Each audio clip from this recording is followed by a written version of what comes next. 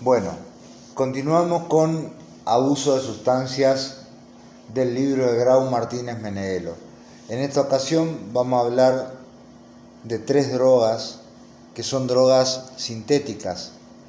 Primero el éxtasis, segundo las anfetaminas y tercero los alucinógenos. Pasemos ahora a un tema de mucha actualidad y nos referiremos al éxtasis, que nos puede decir, ¿qué se puede decir de esta droga?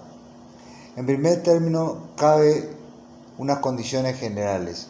La MDMA-M es un derivado de la dextroanfetamina, una variable metoxilada de la metanfetamina que se llama éxtasis. Este nombre se la tomó de otra anfetamina en la que se denominaba píldora del amor, dice, que en la década de los 1960 en los Estados Unidos produjo ese cambio. El MDA era la píldora que usaban algunos psiquiatras norteamericanos junto con el LSD para sus experiencias psicoterapéuticas. Pero asombrosamente, valga la ironía, recién en 1990 se comienza a publicar estudios respecto a los daños que ocasionan en la salud de quien consume. Dice, la difusión e incremento en las ventas fue vertiginoso en los últimos años. A modo de ejemplo, tenemos estadística que en España aumentó vertiginosamente a partir de los años 90 y del año 94 y de ahí en adelante. Fíjense que ya estamos en el 2021. Hoy el éxtasis lo tenemos aquí bajo prácticamente ni un control y con una liberación y con ni una clase de control por medio de las autoridades. Efectos farmacológicos del éxtasis. Se la incorpora en dosis de 75 a 150 miligramos por vía oral. Existe una variedad denominada ICE que se popularizó en Hawái y en ciertas áreas de la costa oeste de los Estados Unidos, que se usa principalmente por vía endovenosa con un alto índice de letalidad. Alcanza su pico de acción a la media hora y sus síntomas desaparecen alrededor de las 2 horas, excepto los efectos simpático-miméticos que pueden persistir durante un lapso prolongado. Eso significa taquicardia, palpitación, etc. ¿Por aumento de qué? De la noradrenalina, la adrenalina, etc. Efecto de tipo anfetamínico. Hay más energía, más locuacidad, disminuye el sueño y el apetito. Locuacidad, tolerancia, o sea que se necesita cada vez más, cercanía a los otros, felicidad, tranquilidad, aceptación, sensualidad, euforia y seguridad en sí mismo. Efectos de estimulación simpática. Cuando hablamos de estimulación simpática estamos hablando de aumento de la producción de noradrenalina y adrenalina. Sudoración, sequedad de boca. Por estas y otras razones, el aumento de la hipertermia, el aumento de la hipertermia que puede llegar a ser neurotóxica, o sea, el aumento de la fiebre en exceso, es que los usuarios beben mucha agua. Efecto entatógenos o empatógenos de empatía. Se refiere a la búsqueda de intimidad, de empatía, tocarse, moverse, acompañada de una actitud desinhibida, al igual que el alcohol, que la hace muy apetecible para los tímidos o para el componente tímido-fóbico de la mayoría de las personas.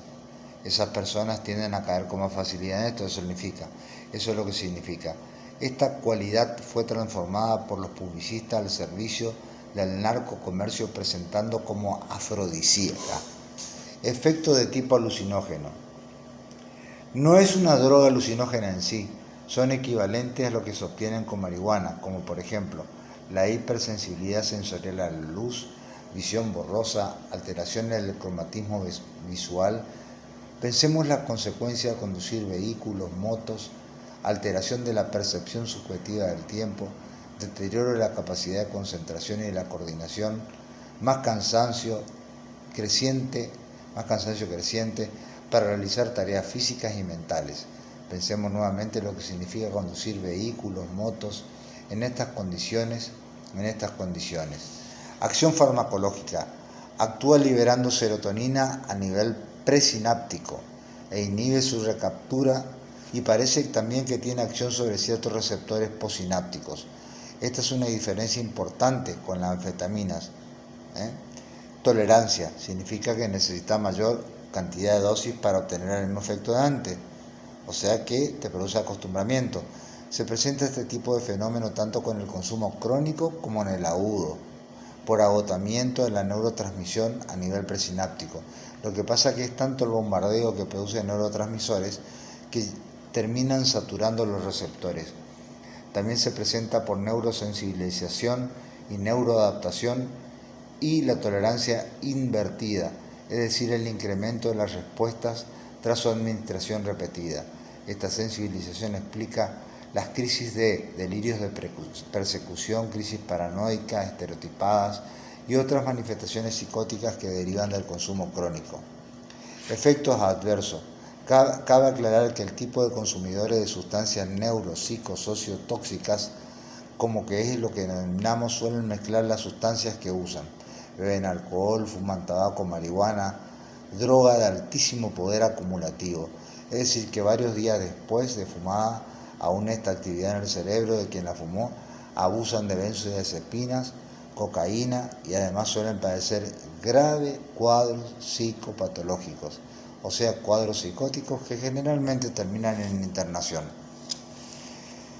Los efectos adversos neuropsiquiátricos, reiteramos, dependen de las características psicopatológicas del consumidor. ¿Qué significa eso? Depende del cerebro de cada persona.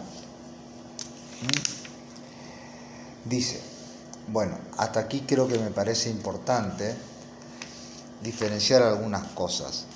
El éxtasis por un lado, la anfetamina por otro lado y los alucinógenos por otro lado.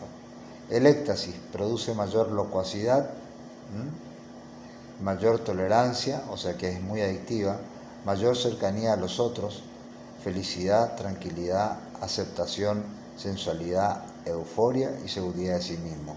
La anfetamina, locuacidad, estar alerta, seguridad en sí mismo, claridad mental, estar atento, aumento de la autoestima, también tolerancia y aceptación.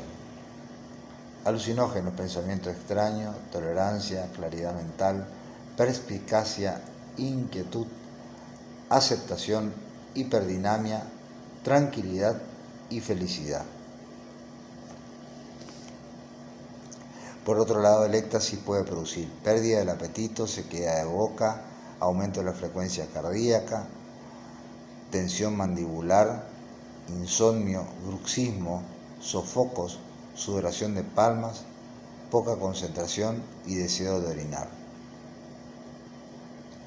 La anfetamina, pérdida del apetito, insomnio, aumento de la frecuencia cardíaca, tensión mandibular, bruxismo, sequedad de boca, palpitaciones, irritabilidad, deseo de orinar y temblores.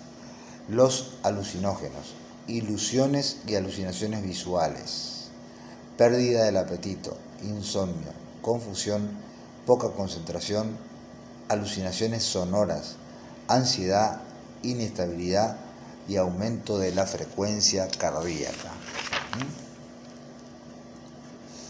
Ahora, continuamos con otra parte importante. Ahí hicimos una descripción de los tres. Con respecto a estas drogas, se los divide en qué pueden producir. Por un lado, trastorno de ansiedad, por otro lado, síntomas depresivos y por otro lado, síntomas psicóticos. Y todos pueden ser agudos, subagudos o crónicos. Cuando son agudos, abarcan las primeras 24 horas. La ansiedad puede llegar hasta el nivel de las crisis de pánico, insomnio y recurrencia de efecto. Cuando son subagudos, duran semanas y las más frecuentes son somnolencia, astenia, que es la falta de fuerza, depresión, ansiedad e irritabilidad. Los síntomas crónicos, alteraciones de la memoria, trastornos afectivos mayores como depresión, psicosis que requiere internación de perfil paranoide y persecutorio. Las complicaciones graves. Progresivamente se están publicando en las revistas médicas casos especiales donde se atacan arritmias, ventricular y auriculares, asistolias, colapsos cardiovasculares, interacciones farmacológicas con otros medicamentos que ciertas personas tomaban por otros motivos, infartos, hemorragia cerebral, hiponatremia, hipertermia, accidente automovilístico en motocicleta, etc. Daño neurológico. Los estudios que se han visto son daño en el sistema de la serotonina. Sin embargo, por nuestra parte hemos encontrado alteraciones del electroencefalográfica con predominio de onda lenta, teta y delta, mediante estudios de mapeo cerebral e importantes zonas de hipoperfusión a nivel cerebral con tomografía de fotón único, lo cual nos habla de sufrimiento cerebral, pero aún no tenemos un número de casos ni un seguimiento suficiente significativo como para sacar conclusiones más definidas. Sin embargo, consideramos útil comunicar estos hallazgos porque pueden servir a los colegas para advertir a la población sobre los riesgos de esta droga, ya que en los ambientes se las presenta como una panacea y se resalta su indicación como píldora del amor, valga la ironía.